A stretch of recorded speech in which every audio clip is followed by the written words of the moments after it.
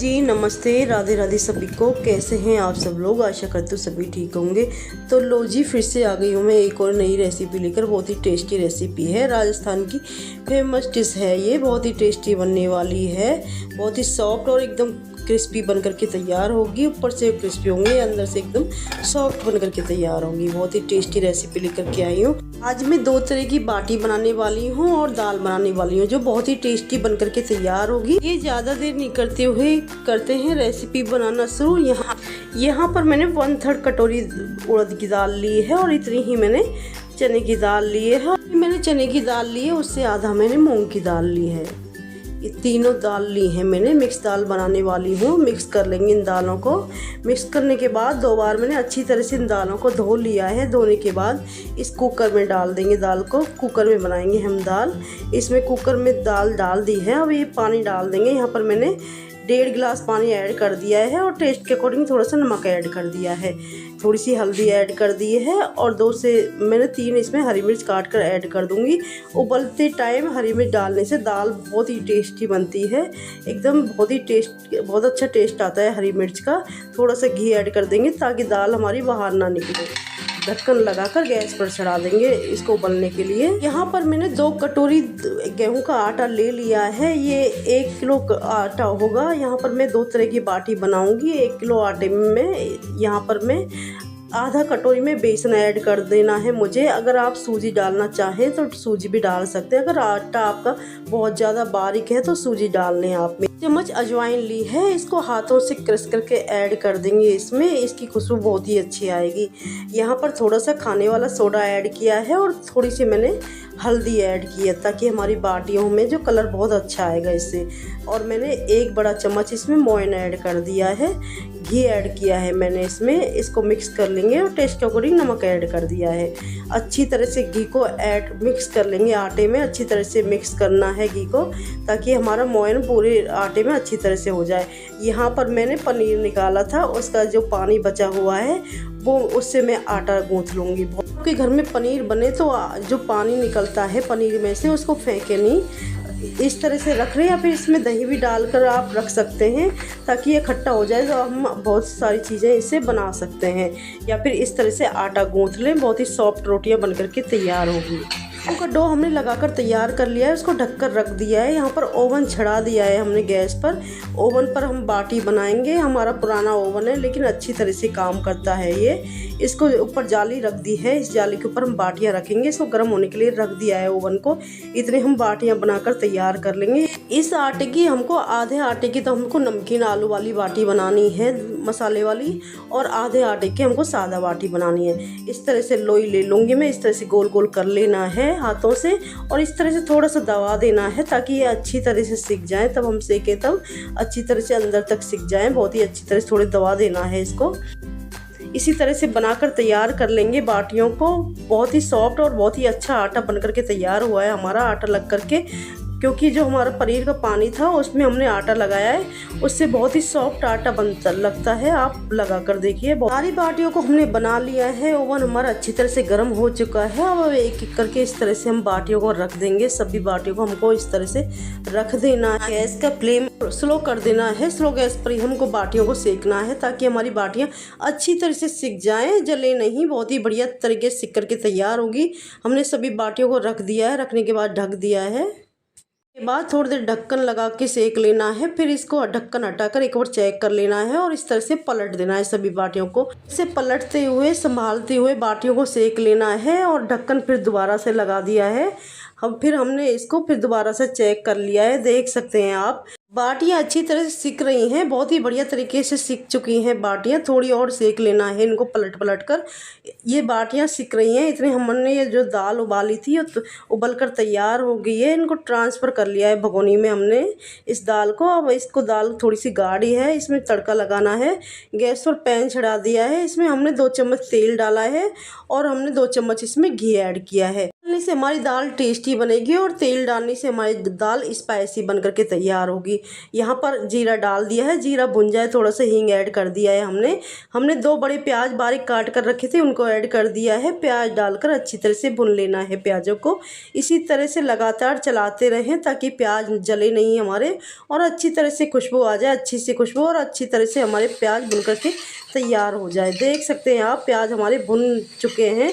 इस तरह से प्याज भुन जाए हमारा, इस तरह से कलर चेंज हो जाए प्याजों का, तभी हमने इसमें लहसुन और अदरक का पेस्ट ऐड कर दिया। इसको भी थोड़ा सा भुन लेना है, लहसुन और अदरक को चलाते हुए। इसी तरह से लहसुन और अदरक में अच्छी सी खुशबू आने लगे, ज़्यादा नहीं भुनना है इसको, थोड़ा ही भुनना है। तब हम इसमें टमाटर ऐड कर देंगे। यहाँ पर मैंने 2 बड़े टमाटर को बारीक काट कर लिया है, इनको भी मिक्स कर लेंगे अच्छी तरह से। इसको टमाटर को अच्छी तरह से मिक्स करने के बाद हम इसमें मसाले ऐड करेंगे। मसाले में हमने 1 चम्मच लाल मिर्च पाउडर ऐड किया है, 1 चम्मच हमने जो धनिया पाउडर ऐड किया है, आधा चम्मच हल्दी पाउडर ऐड किया है।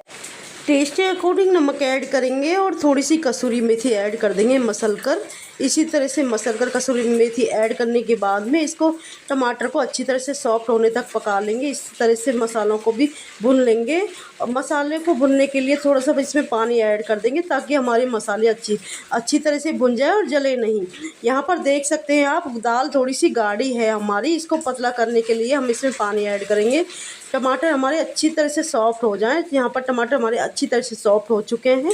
इसमें मैंने 1 गिलास पानी ऐड कर दिया है। पानी ऐड करने के बाद इसमें उबाल ले लेंगे। एक उबाल आ गई है दाल में। अब दाल में उबाल आने के बाद जो हमारी दाल बनाकर हमने उबाल कर रखी थी उसको ऐड कर देंगे। दाल को ऐड करने के बाद इसको अच्छी तरह से मिक्स कर देना है और इसमें 1 उबाल और ले लेनी है। दाल में चलाते हुए इसी तरह से पका लेना है इसको, इसी तरह से चलाते हुए पकाना है इसको। अब दाल हमारी बिल्कुल परफेक्ट है।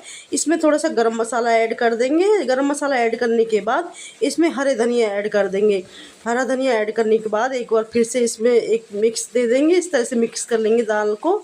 मिक्स करने के बाद में लो जी हमारी ये दाल तो बढ़िया बन करके तैयार हो गई है, अच्छी तरह से उबल चुकी है, बहुत ही टेस्टी दाल बनी है। दाल तो हमारी बन करके तैयार हो गई है। इसको ढककर रख देते हैं। यहाँ पर हम जो आलू वाली हम बाटी बनाएंगे उसकी तैयारी कर लेते हैं। यहाँ पर 6 से 7 मीडियम साइज़ के उबले हुए आलू के टुकड़े लिए हैं और जो हमने 3 से 4 हरी मिर्च ली है, इनको बारीक काट लेंगे। हरी मिर्च का टेस्ट बहुत अच्छा आता है। अगर आपके बच्चे छोटे हों तो कम डालें या फिर ना डालें आप हरी मिर्च, अगर ना खाते हो तो। अब यहाँ पर मैंने तेल गर्म होने के लिए रख दिया है। तेल में 1 चम्मच जीरा, 1 चम्मच मैंने इसमें हींग ऐड किया है। इनको भुनने पर जो बारीक काट कर हरी मिर्च रखी थी उनको ऐड कर दिया है। हरी मिर्च ऐड करने के बाद में थोड़ी सी इसमें कसूरी मेथी ऐड करेंगे। कसूरी मेथी ऐड करने के बाद हमने इसमें दरदरा कटा हुआ थोड़ा सा हरा वो साबुत धनिया और ऐड किया है, उसका टेस्ट बहुत अच्छा आता है।